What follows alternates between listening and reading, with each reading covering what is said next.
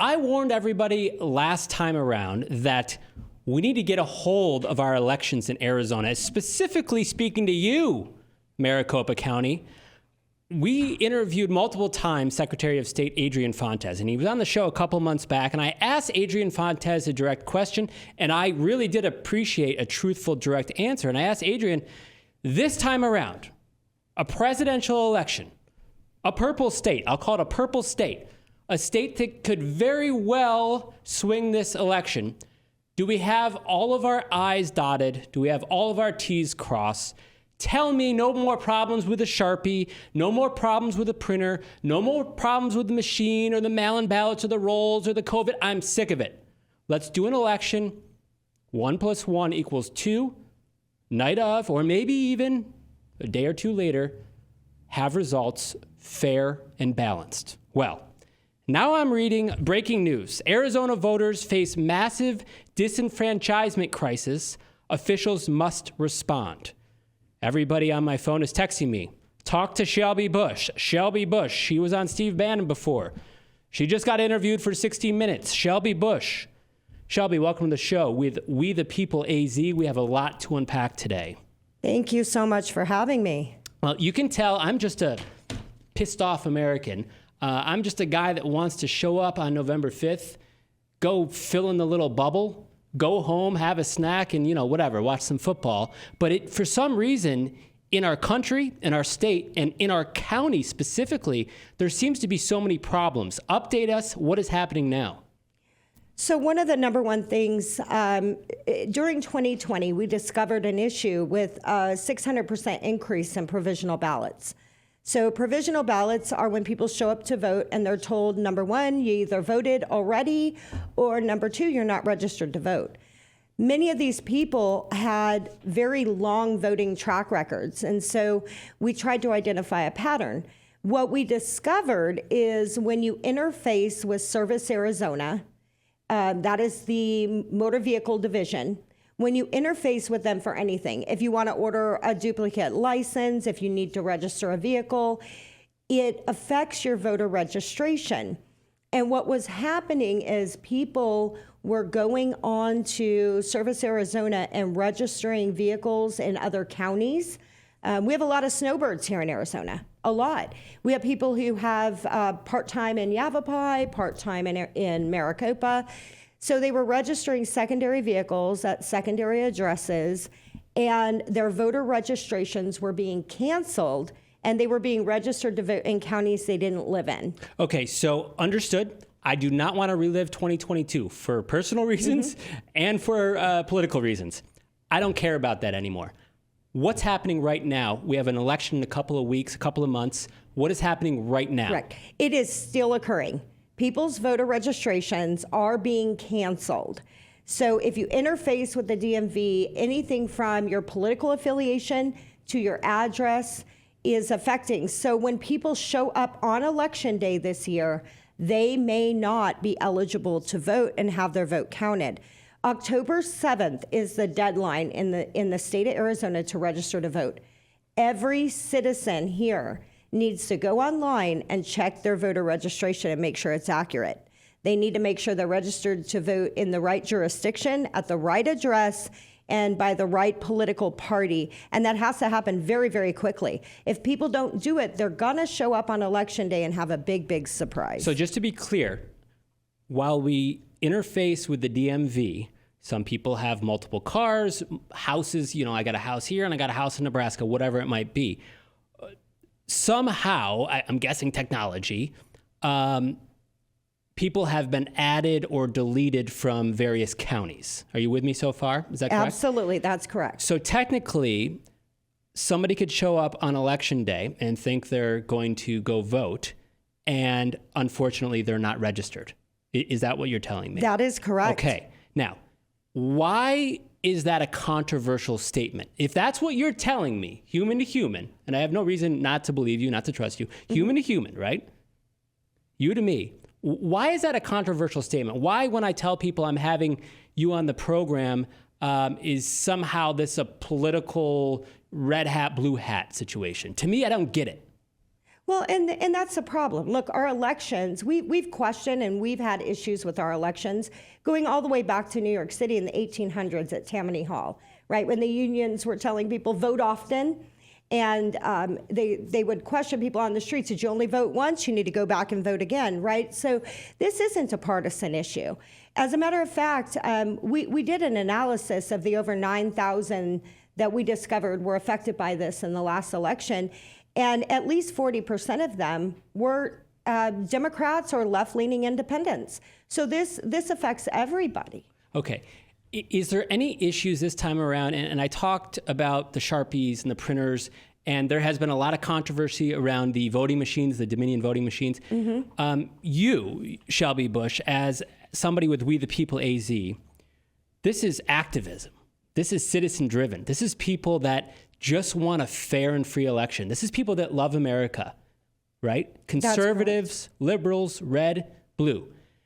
Are you confident, given all the people you know and all the research you've done, that we will not have problems with voting machines, with Sharpies, with stickers, whatever the hell?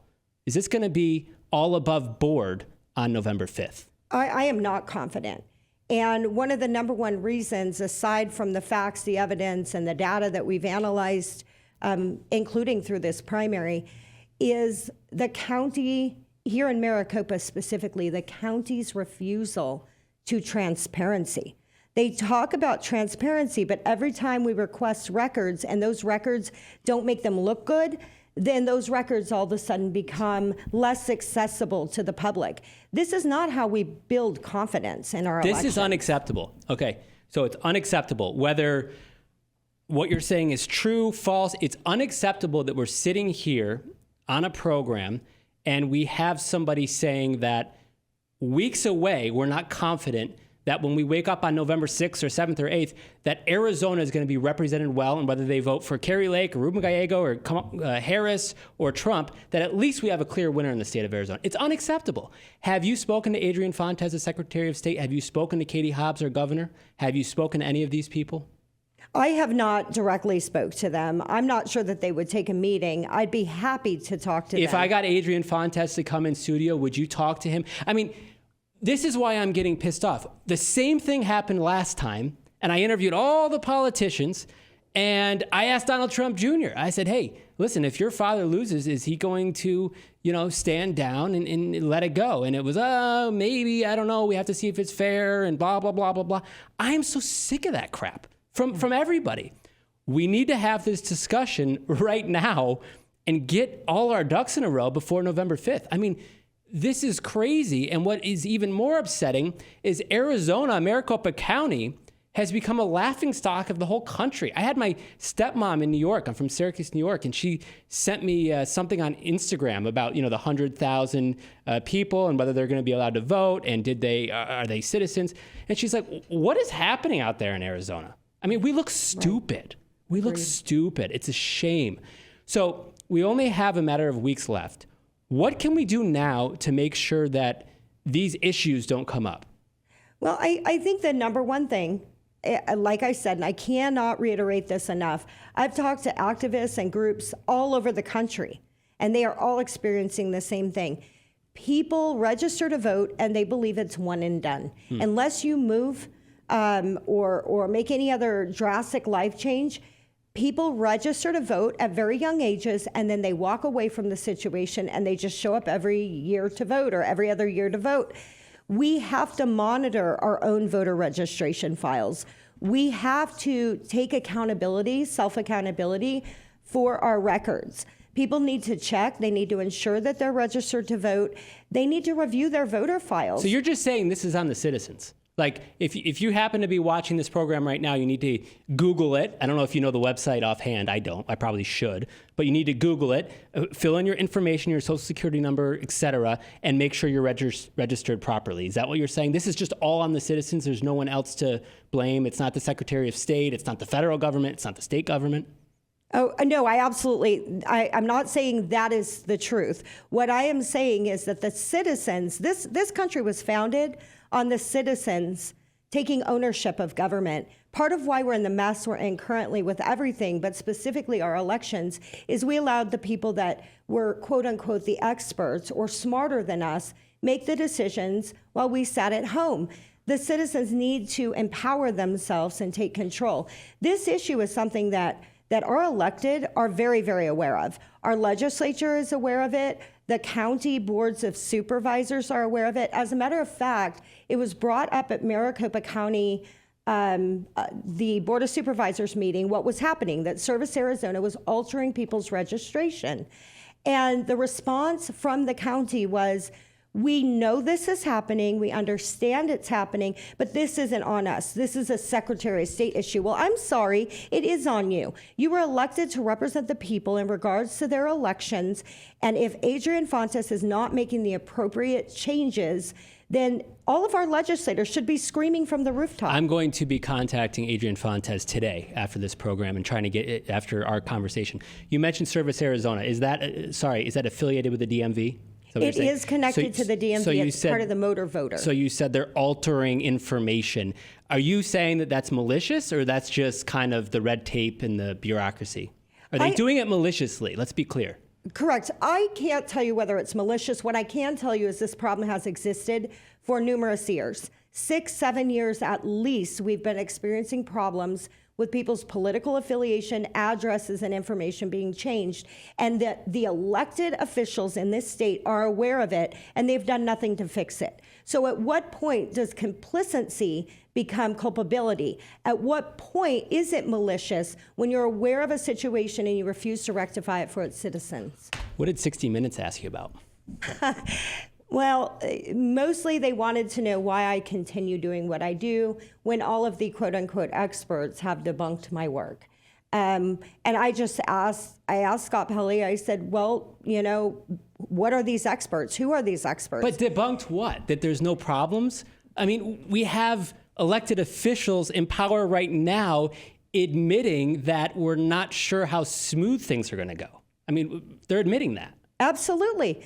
As they've admitted many other things over the course of time, but there's this narrative that mainstream media wants to paint that we're all somehow crazy for asking questions. I mean, think about 2016, right? I got involved in looking into elections, Steve and I did back in 2015. And then in 2016, when Trump won, Hillary Clinton and all the Democrats were convinced that Dominion and the voting systems were hacked by Russia and that they stole our election. So even the Democrats didn't trust the election in 2016. But now this is taboo to ask questions, to be concerned about results. No, I think we do all need to be.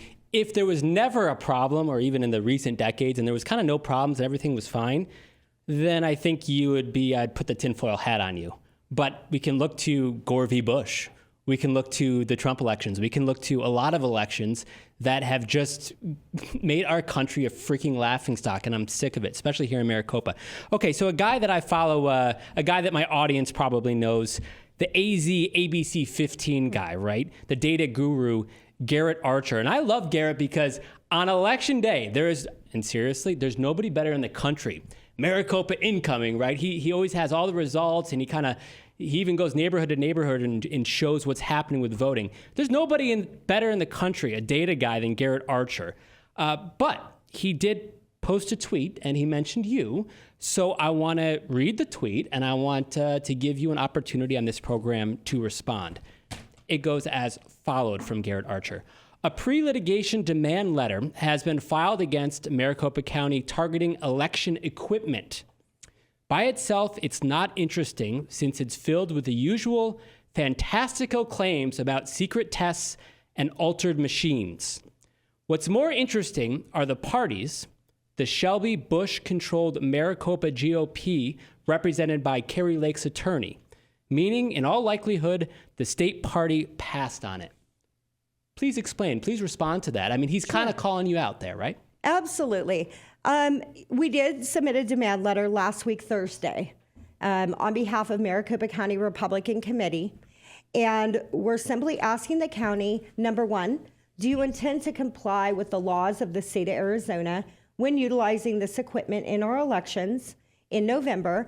And number two, do you intend to comply with our request for transparency to confirm that you've complied with the laws? An example of that is the encryption key, which allows you to get into the admin panel and enter the SQL database of these tabulators is printed in plain sight. That's number one.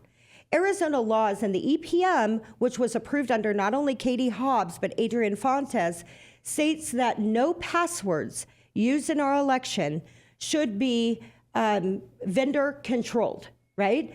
We know for a fact that the passwords, by not only admittance of Maricopa County, but our own work, that Dominion controls the passwords for our tabulators, and many of those passwords are being used in multiple states, which means if people get their hands on those passwords, they have the ability to modify results. We are simply asking that they confirm that that has been rectified, number one, and number two, that they stop concealing the cast vote records, which Dominion itself admits is the only way to truly audit the results that Dominion produces. Stop concealing the cast vote records? Correct. What does that mean? Okay, a cast vote record is the record of every ballot that goes into the tabulator or the voting system. So as people go in and they feed their ballot into a tabulator, or at the county, the mail-in ballot is opened and fed into a tabulator, it will register each of those ballots sequentially. So you vote, it'll be ballot one, I vote, ballot two, so on. It will tell the results of every single position on that ballot. So in the top race, it'll say which candidate you voted for. In the second race, it'll say whether you overvoted or undervoted. It helps you to determine that the system is reading the ballots equally and in accordance to... Got it. So what's the problem? You want access to that, or you want some organization to have access to that? That is correct. So the cast vote records up until last year were public records. And they're no longer. We have access to those records going back historically, and now they have determined that they're no longer a public record. Got it. Since access to them makes them look bad. Okay. You do understand, and look, I'm no computer geek, I'm no scientist or anything, but you do understand when you start talking about machines and passwords and Dominion, that's where you lose. And I'm not saying you're wrong. I'm not trying to fight you here. That's where people's eyes kind of glaze over. That's where you lose people. Right. That's where the mainstream media, that's where 60 Minutes wants to come interview Shelby Busch, crazy woman in Arizona, because you're with Mike Lindell and the rest of them, Steve Bannon, and say, oh, you're all just crazy loons out there in Arizona, right? You lose people at the machines because people can't really fathom that this amazing superpower couldn't handle a piece of technology to count freaking votes, right? It seems so simple. So it seems like that's a hill you're willing to die on. Well, let me. You know where I'm going. I'm trying to be respectful. I know exactly what you're saying. So let me put it into terms that the average citizen can understand. You bank. So many people use online banking, right? And let's just say for a minute that there was a superpower software that controlled the online banking, and your bank's Bank of America. So you log into this software in order to access your bank account at Bank of America. Would you want the people administering the software to know your passwords and your secret questions? Would you want them to have access to go into your bank account and make modifications that were untraceable? No. But at the end of the day, if we equate your analogy to what's happening with voting, who's they? It's the government. I mean, at some level, somebody's got to have the password. You know what I mean? Somebody's got to be in control. There's got to be some kind of a kingmaker, right? I mean, It doesn't just happen. Well, it's interesting you say that. And that's the problem, is it's not the government. As determined by the Senate audit that occurred in 2020, and again admitted once more, Dominion, which is a private contractor, and as a private contractor, they may have a vested interest in their own revenue, right? They are not the government. They have the passwords. The Secretary of State and the County Board of Supervisors admitted to the Senate President, Senator Karen Fann, in 2020, they don't have access to those passwords. It is not our government that's controlling our elections. It's Dominion. It is private contractors. That's what you're saying. Not even just Dominion. It's private contractors all across this country. Hard Civic, ES&S, Dominion. This isn't a specific target to Dominion. This is the fact that these vendors should not have proprietary control of a governmental and citizen function. Okay. If that's true, then folks, we got a problem. I mean, I've heard this narrative before. Nothing would surprise me. I don't know. But if you're telling me that in your work and in your research and activism that there is outside vendors controlling via password our votes in Maricopa County in this country, then we got a freaking problem. And I need to ask that question to the powers that be then. And I will, I promise. I guess we'll just leave with this, Shelby Busch, and fascinating stuff. I am just trying to sound the alarm, just like I did last time. And everybody, hey, it'll be fine. And, okay, it wasn't fine. It was a mess, and it was an embarrassment. So it was. We'll finish with this. I wake up on November 6th. It'll probably be, probably won't go to bed, but we wake up. Robin wakes up. Rob has his coffee. Robin has coffee. Steve over here, I don't know, maybe he cracks a Bud Light. Oh, sorry, not a Bud Light. What do we wake up to in America? Is it chaos or is it a free and fair election? I believe we will wake up the day after election still not knowing. That's another unfortunate thing, is it's going to take several days. And it's the process by which the county handles the election and how transparent and open they are with the public that's going to determine that. I believe there is going to be layers of fraud and malfeasance in our election, whether that's governmental or NGOs inserting mail-in ballots. I believe there will be malfeasance. The question is, are people willing to do what it takes on their end to make sure that their vote counts? Check their voter registration, hold the elected accountable for their own vote, and turn out in masses. I love President Donald Trump's term, too big to rig. I hope theoretically that's true. And I believe if enough citizens show up and have their voices heard, then we will have the results that this state and this county wants. So I'm hopeful. I'm cautiously optimistic that we can get through November and move forward as citizens. If Donald Trump wins Arizona, and if Kari Lake wins the U.S. Senate seat in Arizona, do you think that the Harris team and the Gallego team would raise some of the same concerns you brought to me today? Absolutely, 100%.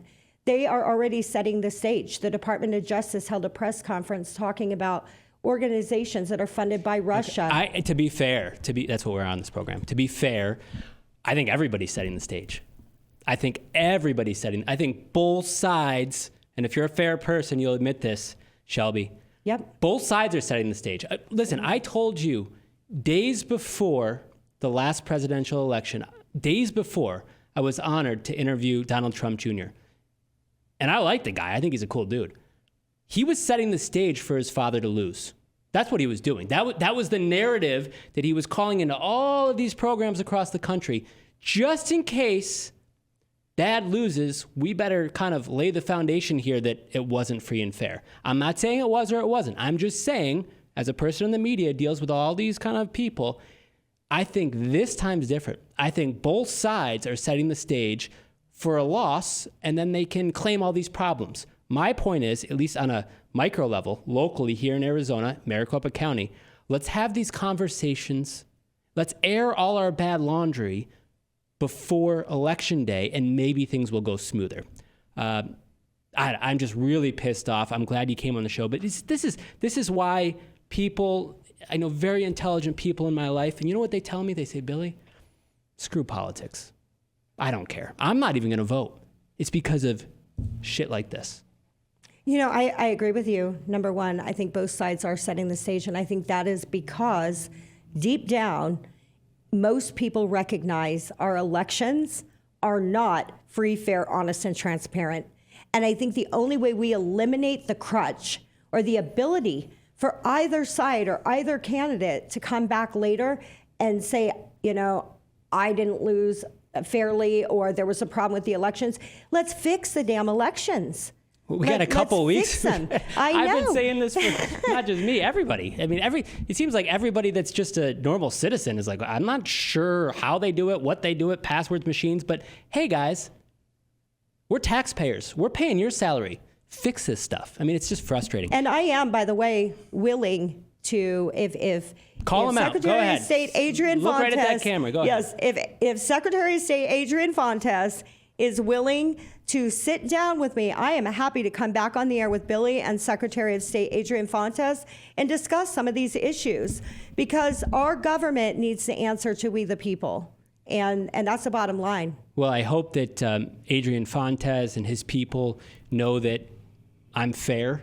I'm at the point now where I don't know what to believe. And I think that I'm speaking for a lot of people across this country. I don't know what to believe anymore. And it's so darn frustrating. Shelby Busch, We the People AZ, where can people find out more about what y'all got going on over there? Sure. You can go to our website, wethepeopleazalliance.com, wethepeopleazalliance.com. You can visit us on Twitter at wethepeopleaza1. And here's to November 6th, 7th, 8th, and 9th. A smooth, beautiful, whichever way it goes, peaceful, can I say it one more time? Peaceful transition of power. Because at the end of the day, no president, no senator, no congresswoman is bigger than the red, white, and blue. Amen. Shelby, thank you for being on the show. Thank you so much. Appreciate the time.